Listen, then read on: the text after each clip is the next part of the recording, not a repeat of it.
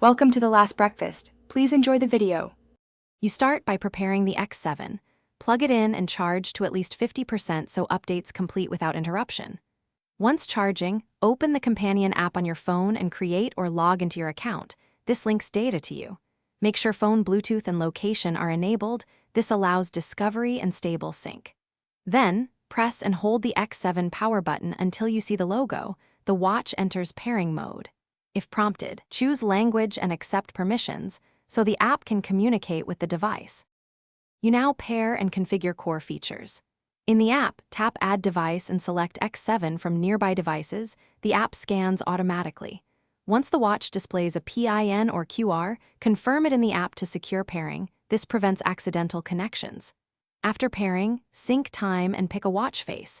This saves battery and gives you quick info. Make sure to enable notifications for calls and messages so alerts appear on the X7. Once done, let the initial data sync finish before testing sensors.